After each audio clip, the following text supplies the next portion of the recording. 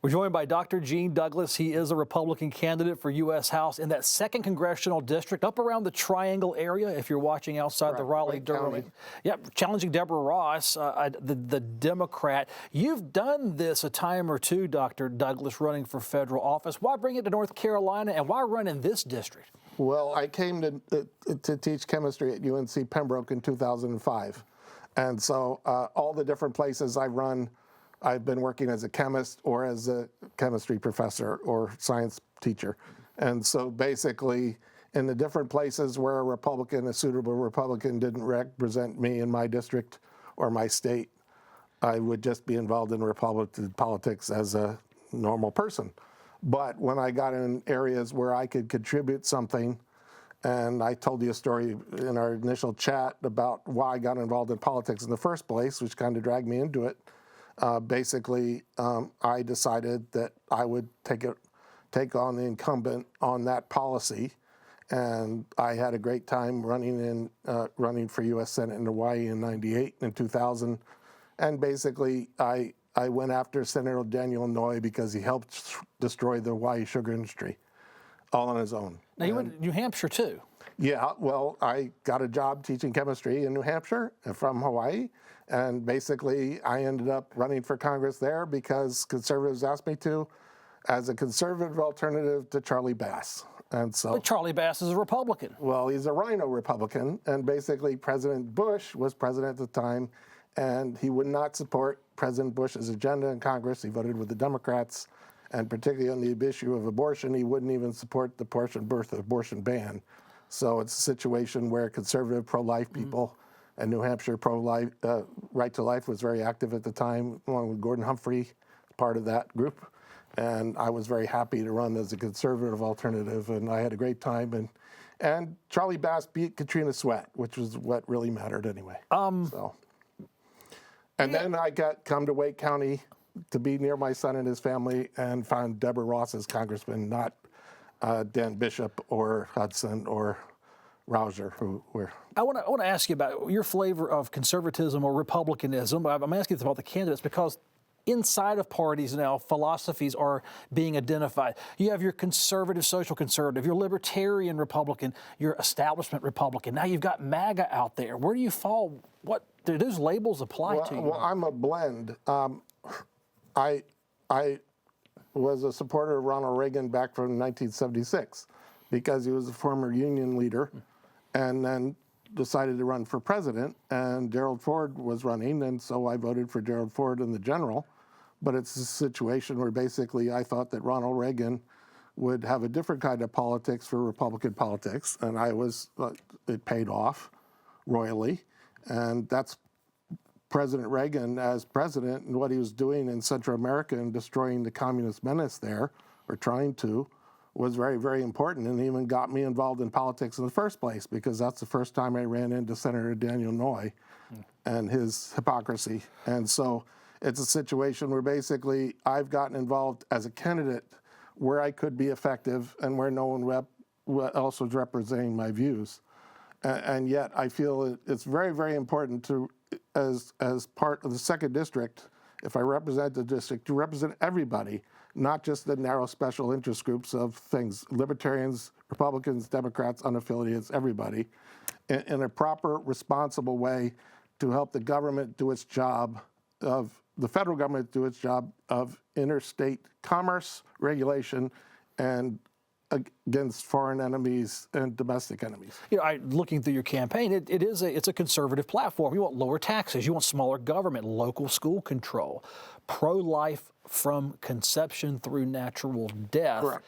Does that play with 2nd District voters, or do you just want an alternative out there to let people have something, I guess, as opposed to another platform? Well, I believe it does, because basically, a lot of 2nd District voters want it regulated. They went along with the Republican General Assembly in North Carolina and voted to regulate it, that it would not happen before 12 weeks. And so it's a situation where they're welcome to regulate it. But my view is that it should be protected from conception all the way through natural death. And the thing is to use birth control methods that essentially kill the child that results from it instead of abstinence or instead of sterilizing themselves, I think is irresponsible. And I do not believe the killing of unborn children is appropriate, and it should definitely not be paid for by taxpayer supports. But basically, it's very personal to me because my mother went through hell, and at least three of her grandchildren were killed by older siblings. And it's a situation where I know how it affected my family, and I had brothers and sisters, perhaps, who were dead, or niece and nephew, or whatever else. And it's a situation where basically it's very, very personal to me, as it was to my wife. And she got involved running for Congress against Patsy Mink. She won the primary in '98, and basically she had abortions happen in her family too. So I know how it destroys other people's lives, innocent people's lives, not just kills the baby. I've interviewed Democratic and Republican candidates, challengers in this seat, and not for that literal seat right there. And they're all saying that D.C. doesn't listen to people, whether they're Republican or a Democrat. They're saying the establishment of either side listens. Is D.C. listening to the voters after the voters elect them? Well, a lot of people don't understand the nature of a congressman. The U.S. Congress is set up to be a representative body, and basically if I was to win, I'd be one of 220 Republicans. My job is to represent the district and to be involved in the committees designing legislation that helps everybody, or as most people as possible.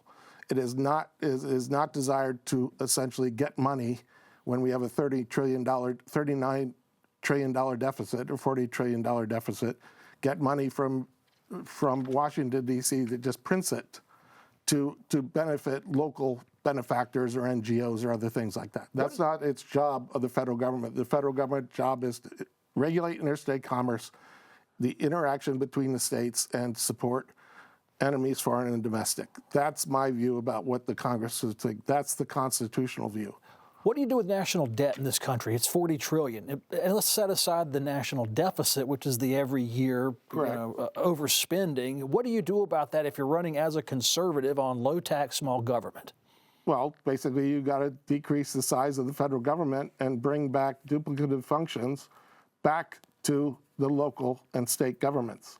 There is loads and loads of bureaucracy in Washington, D.C. being paid to essentially micromanage local businesses, state businesses, all sorts of things happening in North Carolina that basically requires duplicate paperwork or has duplicate regulations that people have to be hired to do that. The federal government needs to be out of that business and essentially give the responsibilities back to the states and local governments where it belongs so that they are accountable to the people, particularly. With what happened in Cary, for example, the people of Cary trusted... Cary, North Carolina. Yes. The people of Cary trusted these people that got elected, and they spent thousands and thousands of dollars on personal perks and such like that, and essentially betrayed the people of the thing. So here in Wake County with the Wake GOP, it's Together We Win, and I am standing essentially to say, yes, it's time for a change, and it's time for a change in the 2nd District particularly, but that's mostly Wake County. If you get elected, how would you maintain that level head to not fall into the entrapments of office where there is big money, there is big power, there's influence, there's, cable news out there to make a celebrity out of you, or a villain if you're not careful?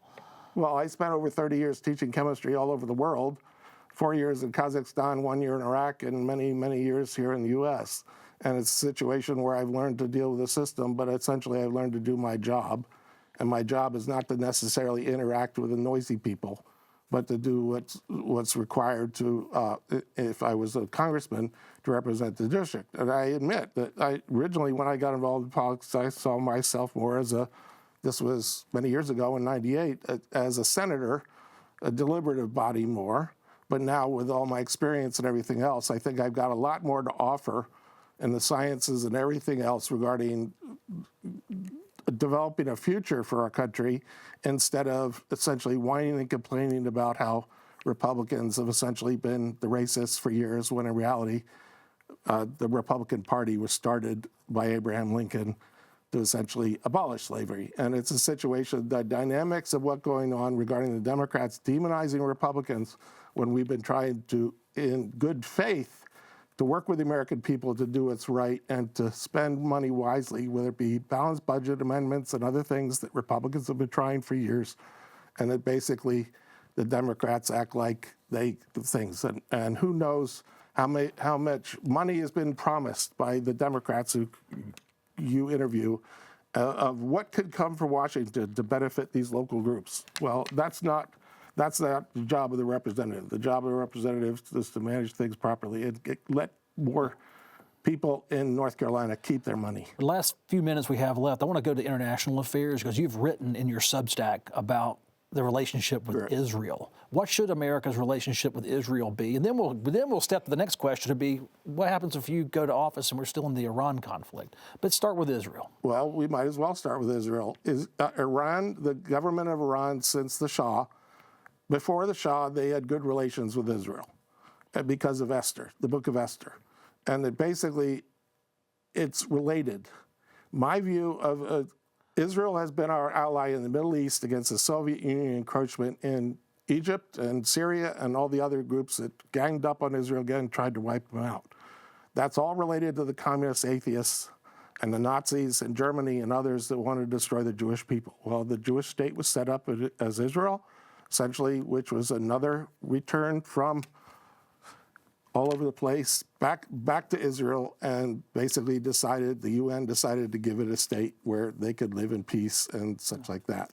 And it's the most democratic country in the Middle East, and it's our responsibility as an ally to help defend our ally, particularly when their enemies are enemies of the U.S. too, because the Ayatollah has been said, death to America, death to America, death to Israel, and wipe them all out. And it's a situation where it's related. We are trying to make sure that Iran does not have a nuclear weapon, and that protects Israel as well. Do we stay in Iran? Do we deepen the entanglement in Iran to provoke regime change? Do we pull out in the name of economic development and gas prices and all the other inconveniences that come with any international conflict? No, I believe that basically that millions of people died on both sides between the fight between Iran and Iraq.